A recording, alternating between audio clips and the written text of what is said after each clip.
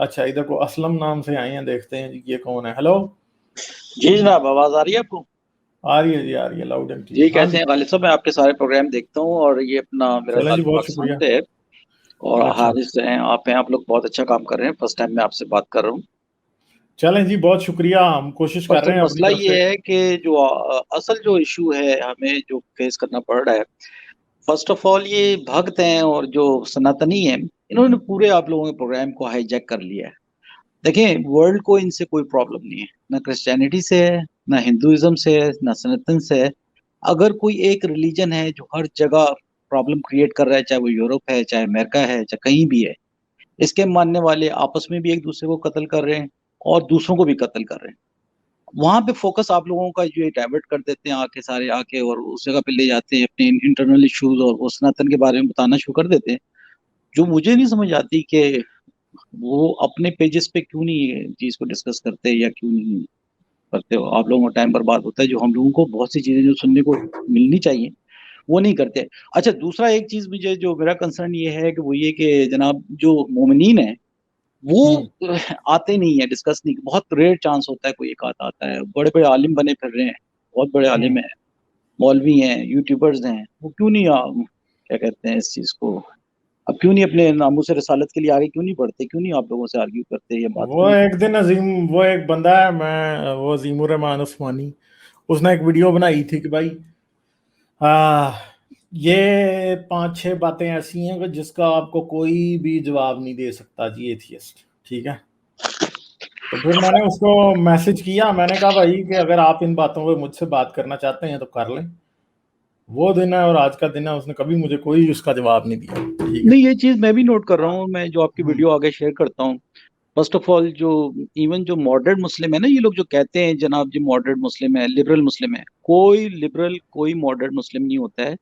वो एक माइंस की तरह होते हैं, जब तक कि आप उन पे पैर नहीं रखेंगे वो नहीं फटते हैं, जब उन पे आप पैर रखेंगे तो फटेंगे। मैं एक वो यहाँ पे बहुत बड़ा सिंगर है, गाने बजाता है, सब कुछ है, बहुत लिबरल है। मैंने आपकी वीडियो वगैरह शेयर की तो वो शख्स ऐसे आग बगूला हो रहा था, ऐसे वो कह रहा है मैं कत्ल कर दूं, मैं मार दूं, मैं फलां कर अच्छा, दूं। यानी वो कह रहा था कि वो मुझे कत्ल करेगा। हाँ जी, ओपनली थ्रेट कर रहा है और मुझ पे आखिर में मुझसे नाराज हो गया कि तुमने ये बात ही कैसे की, मुझे सेंड क्यों किया। मैंने कहा भाई आप इनका आपके पास इल्म है तो आप आके इनको जवाब देना आप। अच्छा, जब हम्म। एक मॉडर्न ये जो कहते हैं ना लोग आके, जो मैंने देखा है हिंदू भाई भी कहते हैं कि जनाब वो मुसलमान तो बहुत सॉफ्ट होते हैं। बाय पर्सन कोई शख्स अच्छा भी हो सकता है, बुरा भी हो सकता है, वो हर रिलीजन में हर उसमें हो सकता है। मगर जब आपको टोटली एजुकेट इस तरह से किया जाता है कि जिस तरह पढ़ाया जाता है कि जी मैं आपके अपने वालिदैन से बढ़कर हूँ और मैं उनसे ज्यादा, क्या कहते हैं, आप मुझसे मोहब्बत करो, तो वो फिर वहां के ब्रेन वॉश होके कत्ल कर देते हैं। आज जो पाकिस्तान का हशर हो रहा है, जो पाकिस्तान में हिंदुओं का, क्रिश्चियंस का जो डेली जो केसेस सुनने को मिलते हैं, अफसोस होता है। हम बात भी नहीं कर सकते, थोड़ा बात पेजेस पे अपने शेयर करो तो वो कहते हैं जी तुम इनके एजेंट हो, तुम इनके साथ मिले हुए हो। ये तो आई एम रियली डिसअपॉइंटेड, बहुत ज्यादा इसके लिए है। अब आप लोगों ने अपनी जानों पे खेल के ये चैनल शुरू किए हैं, उस पे प्रॉब्लम ये हो रही है कि वो सारे हाईजैक कर लिया उन्होंने अपना वो। नहीं, ये सनातनियों का जो मसला है ना, ये समझते हैं, ये असल में इनको मेन जो प्रॉब्लम है वो ये है कि भाई ये इस्लाम को तो बुरा कह रहे हैं, हमारी तारीफें क्यों नहीं कर रहे। तो भाई तुम्हारी भी तारीफ नहीं करेंगे। हमने अगर इस्लाम छोड़ा है, अपना मजहब छोड़ा है, क्रिश्चियनिटी छोड़ी है, तो इसका मतलब ये नहीं है कि हम हिंदू हो जाएंगे। ठीक है, हमें पता है दुनिया का हर रिलीजन झूठ है, ये जितना अपना इस्लाम जो झूठ है उतना आपका भी झूठ है।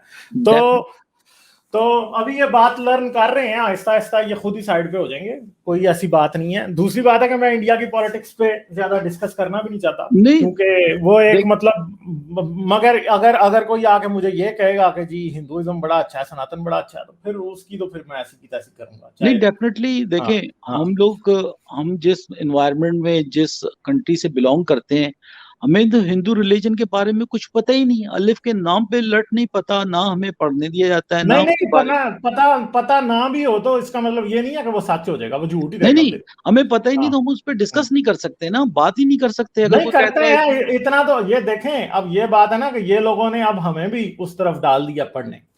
तो अब इतना डाइवर्ट का मुझे भी पता है कि इनके इनके अंदर क्या क्या फजूलियात हैं। ठीक है, थे, और इनके अंदर भी बेशुमार है। ठीक है। डेफिनेटली हाँ। ऐसी है। बिल्कुल ऐसे ही है। जबकि मैं देखें पर्सनली मुझे क्रिश्चियन से कोई तकलीफ नहीं हाँ है, they are just like my brothers. मैं उनसे बहुत मोहब्बत करता हूँ कि मेरी पैदाइशी holy family I mean Christian hospital में हुई, फिर तमाम एजुकेशन मेरी क्रिश्चियंस के साथ हुई। मगर जो एक उनके खिलाफ वहां पे प्रोपेगेंडा किया जाता है, कंटिन्यू उनको ह्यूमिलेट किया जाता है, वो चीज आपको तकलीफ पहुंचाती है।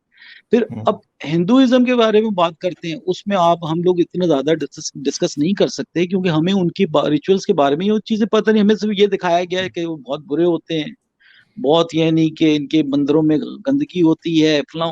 शुरू से बचपन में इतना ब्रेन वॉश किया जाता है, इतना ब्रेन वॉश किया जाता है इनके खिलाफ। तो वो चीज मेरे लिए तकलीफ का बायस बनती थी कि भाई हम जिनको जानते नहीं है, ना हमने उनसे बात करते ना कुछ करते, तो क्यों आप उनके खिलाफ पीछे हाथ धो के पड़े हुए हो।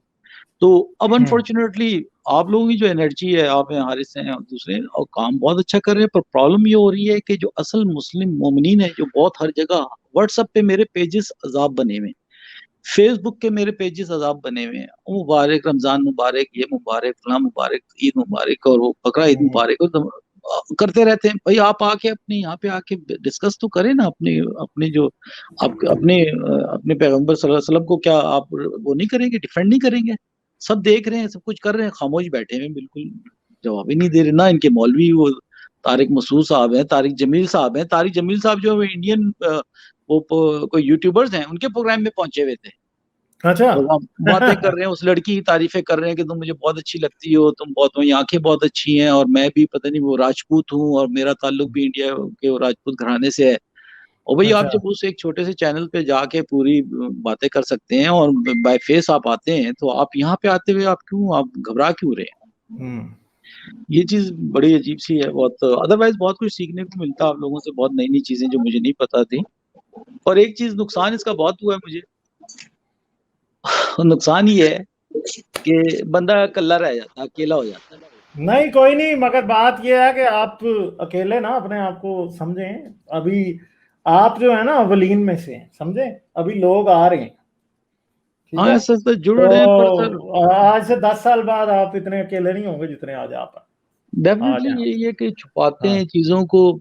कहते हैं, अब मसला ये कि एक बंदा है, उसने शुरू से वो पढ़ा ही नहीं है, कुरान को स्टडी नहीं किया ना उसने। जब आप आयत बताते हैं कोई, तो मैं जाके उसको वेरीफाई करता हूँ, वेरीफाई करने पे पता चलता है हाँ जी बात सही कर रहे हैं। तो अब आपको तो कोई इस तरह जवाब नहीं दे सकते। अब वो उसके जो मेंटल जिम्नास्टिक करते हैं, वो तो मुझे मालूम है। वो तो मैं भी जब बात करता हूँ मेंटल जिम्नास्टिक से, मैं इनके बहुत तप चुका हूँ। और बेशतर को पता नहीं है, वो बस एक कूड़ा फेंकने वाली हदीस पता है कि कूड़ा फेंकती थी बुढ़ी, कूड़ा फेंकती थी, जिस वेले कूड़ा नहीं सुटे आते होते घर जाके चेक करना शुरू करता है। वो कुछ भी नहीं, वो बकवास वो झूठी हदीस है सर। वो झूठी हदीस है। हाँ, ऊपर वो हर बच्चा जानता है। और हर वो, आप फेसबुक पे, आप यूट्यूब पे चले जाए ना, सारे जो भी कोई बेचारा कोई गाना गा रहा होता है, तो उसके पीछे पड़ जाते हैं कि तुम गुनाह कर रहे हो, तुम फला कर रहे हो। Anyway sir, I am really appreciate your job and your, मैं तो ये कहता हूँ कि आप लोग हमेशा सेफ रहें और अपना चलें एक जी, नोबल बिल्कुल। काम कर रहे हैं। शुक्रिया आपके आने का, और होपफुली जो है हम। मैं चूंकि वो पंजाबी आपकी स्ट्रीमिंग वो भी सुनता हूँ, उसमें भी वो, मगर मजेदार बात है, वो पंजाबी को वो सिख भाइयों ने हाईजैक किया हुआ है। वो सारे अपने इश्यूज ले आते हैं, अपने सारे पंजाब के मसले को ले आते हैं। और असल में ये मसला है ना कि इंडिया बहुत बड़ा है। जब आप जब आते हैं तो वो फिर वो बातें बहुत ज्यादा वो डिस्कस होती हैं। और मैं मेरी सिखों, कोशिश होती है कि चीज को जितना जी जी, एक टॉपिक बेस रखा जाए उतना अच्छा है, टॉपिक क्योंकि हाँ। डेफिनेटली, वो हाँ। सिखों को आजकल जिस तरीके से ये पाकिस्तान गवर्नमेंट दाना डाल ली है, इन लोगों को ये देखना चाहिए कि जो उन्होंने बलोचों के साथ किया है, 48 में बलोच हमारे साथ मिले थे, आज वो आधे से ज्यादा मिसिंग पर्सन बने फिर रहे हैं। और हमने मिनोरिटीज के साथ क्या किया है, इसके बावजूद भी अगर आप ये पंजा साहब की वजह से, ननकाना साहब की वजह से नहीं थोड़ा नहीं सा वो, नहीं, मेरा ख्याल है कि there is no love lost between ना सिक्स एंड पाकिस्तान। अब नहीं है। शायद कोई आज से 15-20 साल पहले थी, अब नहीं है। आई डोंट नहीं थिंक गुण गाते हैं। मैं सो। यहाँ यूरोप में भी देखता हूँ, अमेरिका में भी मैं रह चुका हूँ, तो यूरोप में इंग्लैंड अच्छा। वगैरह में बड़ा वो पंजाब वो पाकिस्तान के जो आजकल बाहर बड़े, बाहर जो रहते हैं ना, मोस्टली वो खालिस्तानी रहते हैं। जो इंडिया में रहते हैं Sikh, they are pro India. और आई आई डोंट थिंक कि जी किसी भी सिख को जो है वो एंटी इंडिया होना चाहिए। भाई आपका कंट्री है, आप उससे प्यार करें। और मैं किसी भी इंडियन को ये नहीं कभी कहता कि जी वो इंडिया से नफरत करें, और ना मैं किसी पाकिस्तानी को कहता हूँ कि वो पाकिस्तान से नफरत करें। ना मैं पाकिस्तान से नफरत करता हूँ, ना मैं इंडिया से। मेरे लिए दोनों को दर्द होगा तो मुझे होगा दर्द, ठीक है। डेफिनेटली अपना मुल्क है, सारे चाहे इंडिया हो पाकिस्तान हो, एक ही कल्चर है, एक ही ब्लड है, एक ही डीएनए है। उसको एक पॉलिटिक्स के थ्रू इन्होंने डिवाइड कर दिया है और आपस में बिलियंस ऑफ डॉलर बर्बाद कर रहे हैं। इंडिया $9 बिलियन पर ईयर खर्च करता है, पाकिस्तान अपनी बजट का मोर देन आई बिलीव के 30-40% जो है वो इसमें आर्मी पे खर्च करता है। और वो उस वक्त से, जब से मैं पाकिस्तान बना है, हम लोगों ने जी पाकिस्तान की जो खतरे ही में देखा है, इसको हमेशा तकलीफ में ही देखा है, कभी पाकिस्तान इतने खतरे में नहीं है जितना आजकल पाकिस्तान में इस्लाम खतरे में। इस्लाम तो पैदा ही खतरे में हुआ है जनाब सर। हर बंदा जो जूइश है, जो क्रिश्चियन है, वो इस्लाम के खिलाफ जो है ना वो साजिशों में लगा हुआ है। इवन अगर हम लोग भी कोई बात करते हैं तो कहते हैं जी आपको जो है ना यहूदियों ने कुछ पैसे दे दिए। और यहूदी इतने वेले घूम रहे हैं कि हर एले मेले को उठा के वो डॉलर्स दे देते हैं कि जाओ तुम लोग करो, हमारे लिए काम करो। कुछ भी नहीं, इन्होंने जहन बना लिया है ये बात आप मेरी याद रखें कि यहूदियों से भी पैसे लेके अगर किसी ने बेचा ना पाकिस्तान को, वो बंदा मुल्ला ही होगा, याद रखना। डेफिनेटली ऐसे ही होगा। अभी बिक गए क्योंकि ये मुल्ले ही सबसे पहले यही बेचते हैं पाकिस्तान। सर अभी मुल्लाओं ने तो ये बातें करना शुरू कर दी ना। वो दूसरी जो मुकद्दस गाय है हमारी, आपको पता है उसका नाम नहीं लिया जा सकता। मुकद्दस गाय, उसने तो कानून पास कराया कि हमारे खिलाफ बात करोगे तो 2 साल के लिए जेल जाओगे। हाँ, वही बेचते हैं पाकिस्तान को, हम जैसे लोग नहीं बेचते पाकिस्तान। ऐसे ही है सर। देखे ना अब ये अपना इनका ये फ्रांस के मामले में इन्होंने कैसा बैक स्टेप किया है। आए ना सामने आए, जो जिस बेस पे आपने मुल्क को बनाया है।